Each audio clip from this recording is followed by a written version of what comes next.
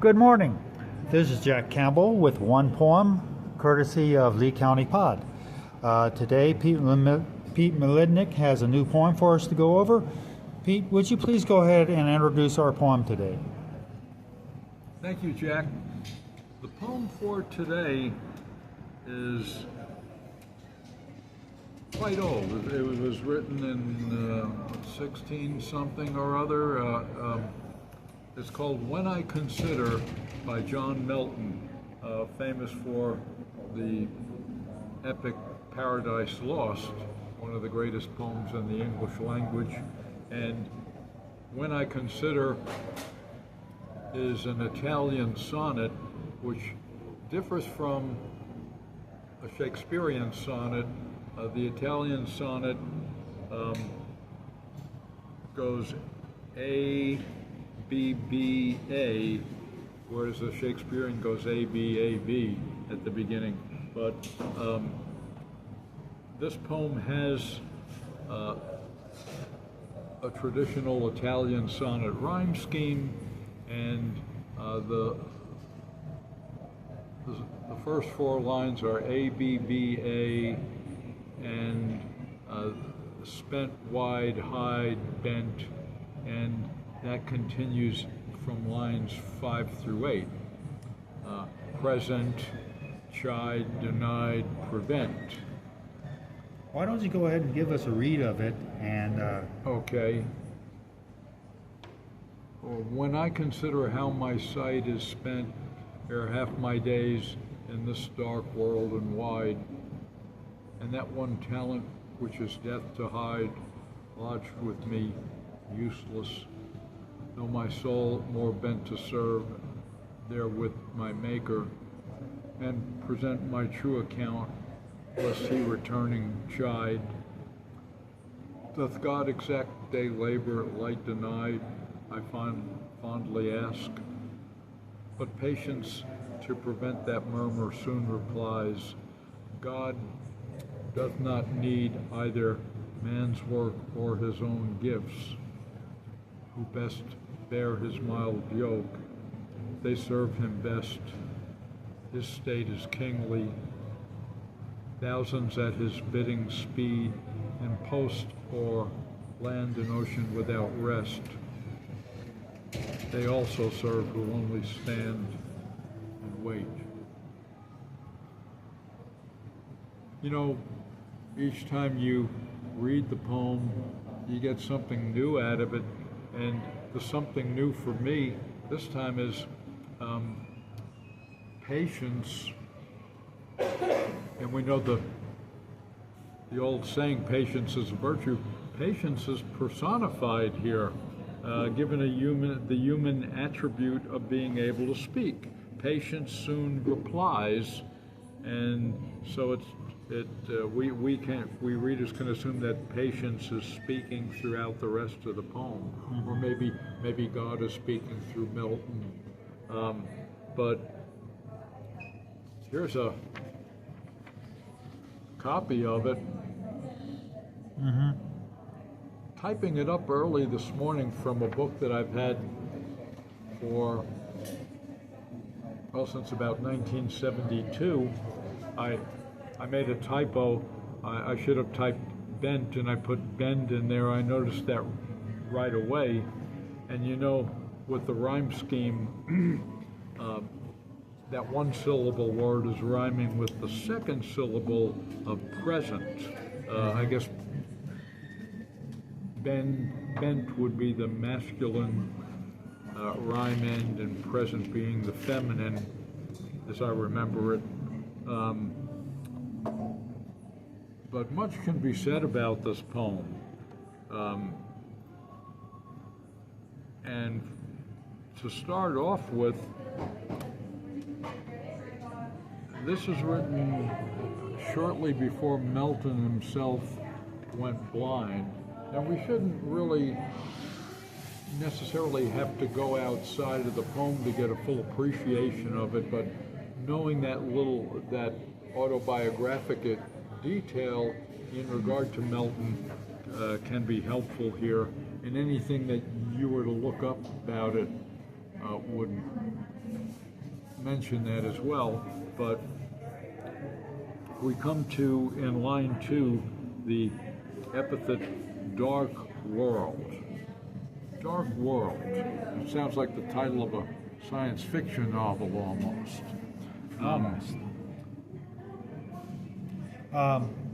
Thematically, do you think that him not just necessarily referencing a blindness or a diminishing of sight, but dark world as in a world filled with uncertainty and corruption, evil? Is I he feel address- so, yeah. Is he addressing that in this poem? I think so, yeah. The imperfection, the imperfect world, the fallen world, in contrast to, theologically, the perfection of God. See, with dark and wide, Milton inverts the word order. It allows for the epithet dark world, were the word order not inverted, but just as if I was speaking in prose to you, it would be in this dark, wide world. When I consider how my light is spent, ere half my days in this dark, wide world, now that sounds a little more prosaic, so wide comes at the end of the line, and it rhymes with hide, of course, at the end of line 3, but also letting Milton couple those two words, dark and world. The line 3, that's where to me it gets a little bit mysterious. Milton capitalizes certain words in this poem: talent, soul, maker. He capitalizes state and kingly, and then the beginnings of all 14 lines, they begin with capital letters as well. But he's got talent, and that's capitalized. Talent is in apposition with death, and that one talent which is death to hide,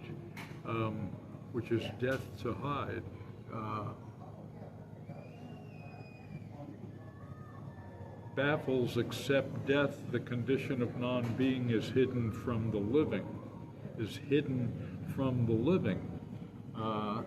That's my best guess at why he puts those two together in line 3. How is death a talent? That one talent which is death. And anybody who is viewing and listening to this podcast, if you have an idea about that and want to reply, we would love to hear from you. Well, I would give it a little bit of different interpretation, because within Christian theology, or Christian mysticism, if you will, it is stated that everyone is born with a talent. They have a gift. That gift can be manifested through a talent. Well, if we look at Milton, and we recognize that he is a poet of skill, his talent is words. And because he uses his words, he can't hide it. That's why death to hide. All right, you can't hide it. And if you try to hide it, you kill it. So it's sort of a turn of phrase, death to hide, meaning you have to kill it, or you have to die in order to hide what is revealed. And that's how I would work around that. Now, other people's perspective may very well differ and give them a different interpretation. But I think from Milton's perspective, he understands the power of his words. He understands his disposition, you will, as a writer, as a poet, as someone who wants to glorify God through his words. Then how do you hide that? The only way he can really hide that is to be dead. And then we have another word in line 4, useless. Here again, we're talking about lines 3 and 4, and I'm struggling with them, which is fine. And that one talent, which is death to hide, comma, lodged within me, useless. Why So- useless? But he mentions it.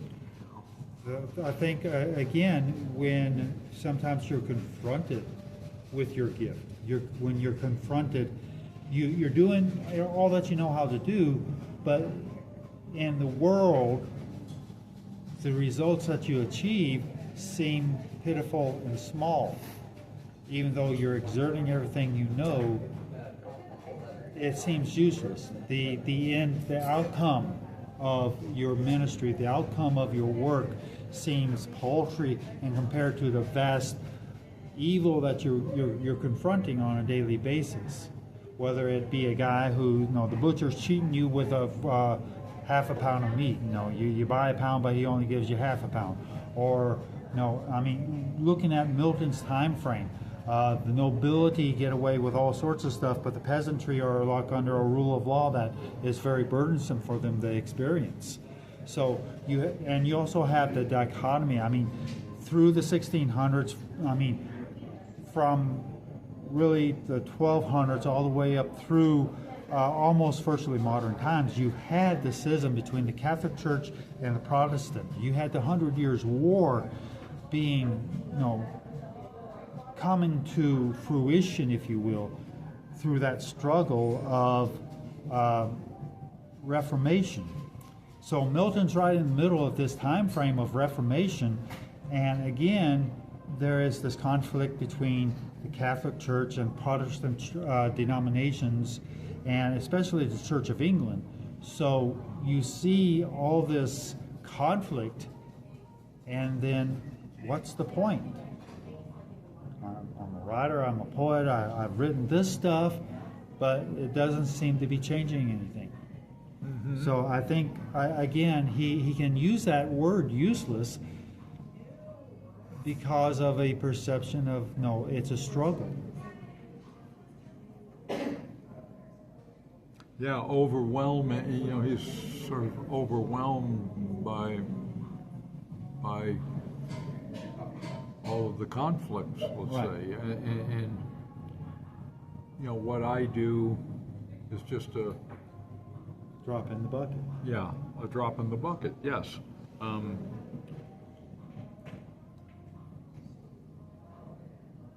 The condition of non-being in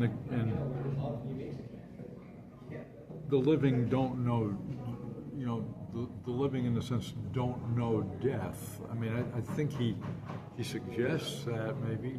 Is that fair to say, Jack? I think so. I think where he's getting at is that we don't really see death until we're confronted with it. The living don't know death until they have to bury someone. Okay, so until what? I'm sorry. Until they have to bury someone. So, again, most people go about their lives trying to deal with the day-to-day stuff. This is true of Milton's time, it's true of today, our modern day, is that people go about their business just trying to get by, just trying to make sure that, supper's ready on the stove when you get home. You have enough groceries in the pantry. You got your daily work done.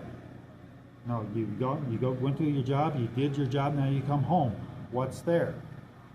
And you're not giving that much thought to death unless you brood on that, or you actually have or a a penchant. loss, yeah. Right. You have a penchant to brood on those things.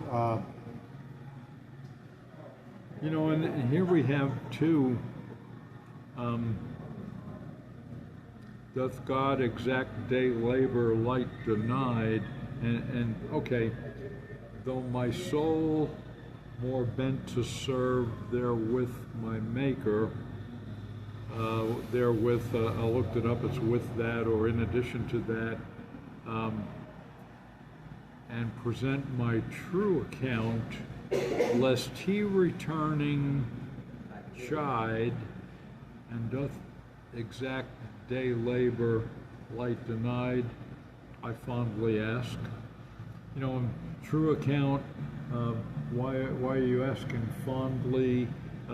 These are all things that come up, questions that arise, and we go back to a saying that I like, poetry is much more about questions than about answers. But we're moving down the page, and I was noticing here that toward the end, Milton seems to personify patience, giving it the human attribute of speaking. Patience soon replies, and he doesn't have it in quotation marks, but he says, patient replies, God doth not need either man's work or his own gifts, man's own gifts, who best bear his mild yoke. And he doesn't see, in that his would be, I think, God, yet he's not capitalizing the H there, as a lot of people would do. Right. They serve him best. The declarative, his state is kingly. I'm sort of, in a way, saving the best for last, because I really like the end of the poem. But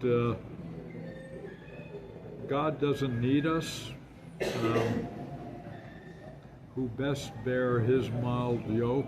Best is repeated, following by the strong, in capital letters, his state, capital S, is kingly, capital K.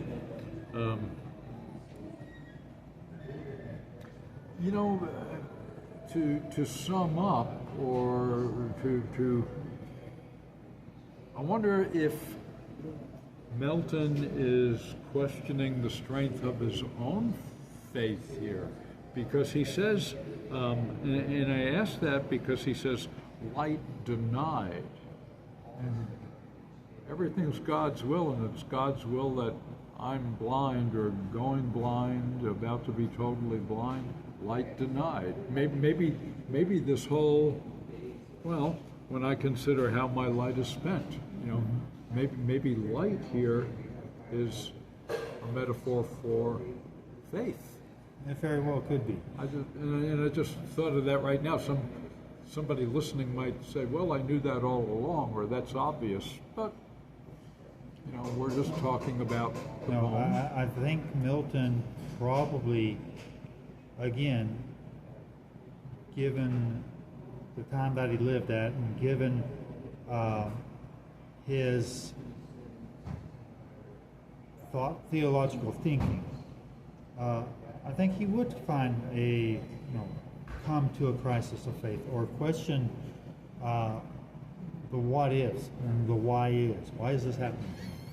Why am I losing my eyes? What's going on? And again, as strong as your faith is, you're only human, and you know, who wouldn't question it?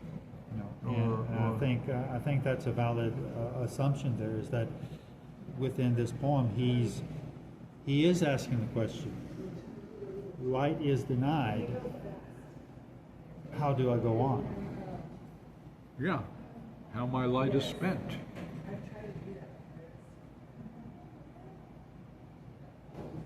And then we get to, well, toward the end.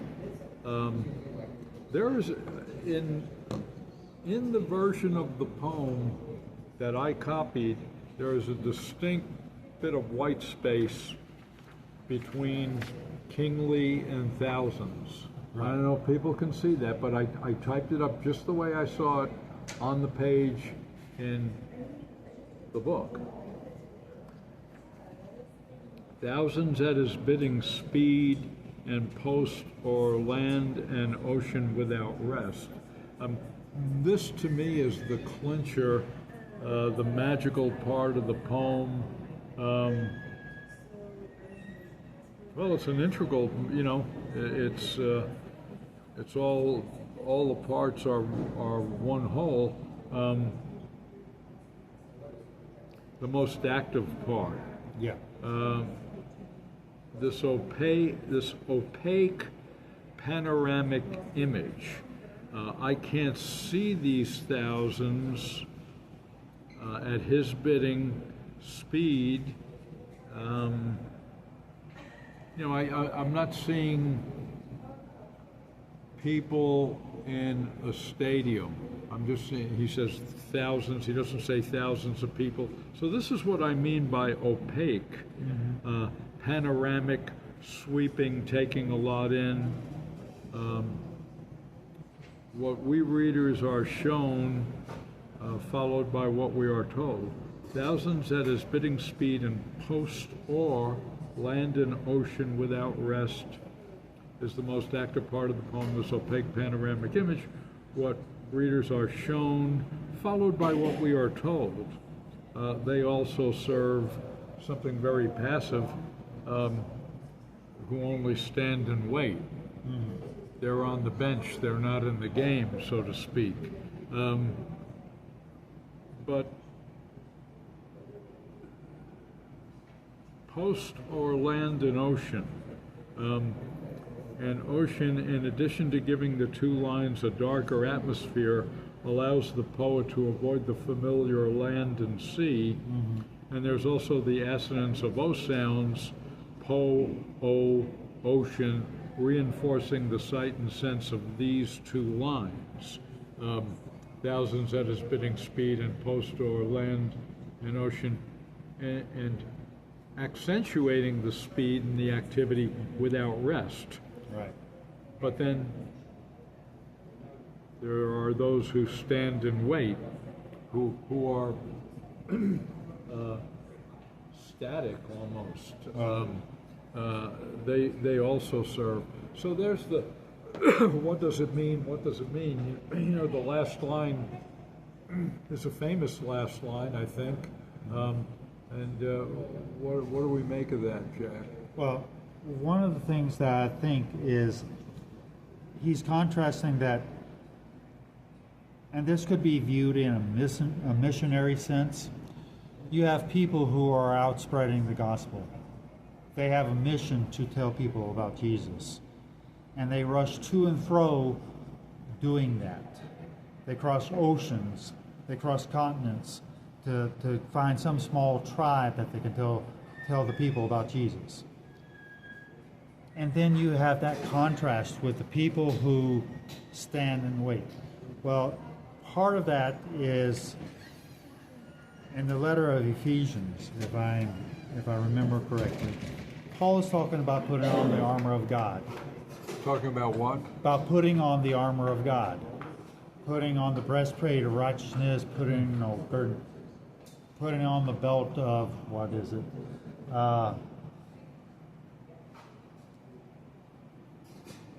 The shoes of preparation of the gospel, the girdle, the breastplate, taking up the shield of faith, the helmet of salvation, all these things. And then when he says, when you put on all this armor, you stand. You're not going out and attacking anything. You're just standing. You're prepared with this gospel. You're standing with the armor. And you're to resist by standing. You're to resist the devil by standing. You're not out swinging your sword at him. You're just standing. The armor of God. Which could be the armor of faith. Armor of faith. Okay. Because the people who are standing and they wait, they're waiting for the revelation of God. They're waiting for the revelation of the end time. They're waiting for the coming of the Messiah. right? They're waiting for Jesus to show up again. And those who stand and wait serve just as much as those who are going out and being missionaries. They're doing as much work as those who are traveling all over the place. See, I'd say they're being lazy. Well, you could say that, but then again, But there is a contrast here. Yeah. there is a definite contrast. And I think Milton is trying to express the idea that his active part in spreading gospel, if you will, may be diminishing, but he may find himself in that state of standing and Yeah. waiting. Yeah, and that's how the I in line 1 and line I'm going to say it's line 8. Yeah, line 8. That's the only two times that the word I appears. Now my appears, of course, too, but you're just stating how that I links to these thousands. Right. And the ones who stand and wait, how he is part of the human race, in other words. So it's all about him, but it's not all about him. No, because he is expanding, if you will, his perception. He sees himself as part of the whole. No, he's just one of the thousands. He's just one of the ones who are standing and waiting now. No, I think that would be a fair interpretation.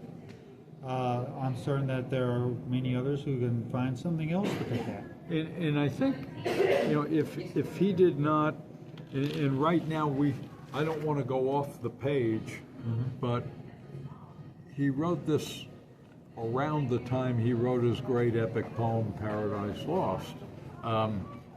Maybe before he wrote Paradise Lost. And of course, we could easily look that up, and then say, well, gee, this is long ago. Is this really true, or is this fake news? Years ago, when I first started reading poetry, I was fortunate enough to have a whole college course in Milton taught by somebody, Professor Toni McNairn, and she was as passionate about Milton as not only any teacher, but as any individual could be about a thing. That's how dedicated she was to spreading the word about Milton. She had us read, quite a bit and keep a journal on whatever, write stuff down about whatever you read. And years ago, I must have had notes on this poem, because I'm sure it was in the class, but I lost that notebook years ago. But, each time you read something worth reading, you get something new out of it. And I know I did today, and what you're saying, Jack, is very illuminating as well. Well, again, I think when you're looking at writers, really any artist, writer who is centuries removed from you, you have to question the world in which they lived.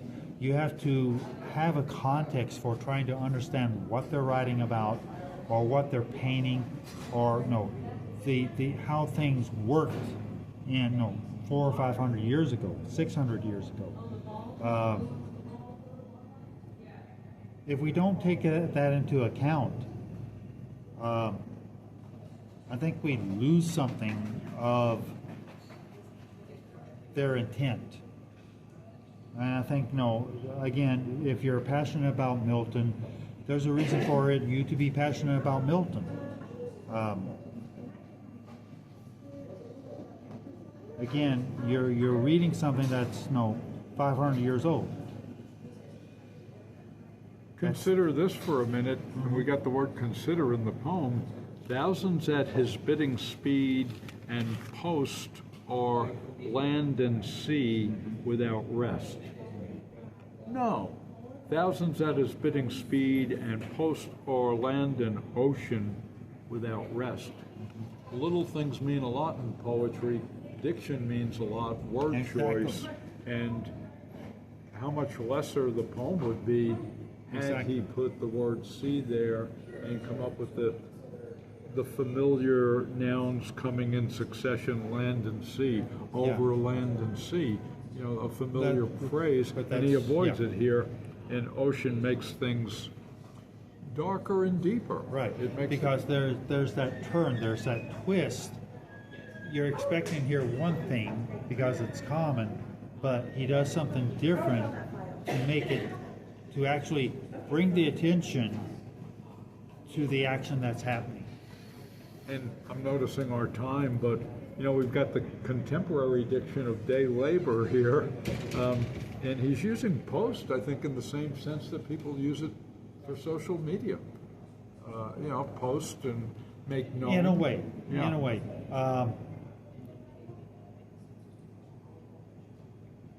The context, if we were looking in Milton's time frame, post means actually to ride.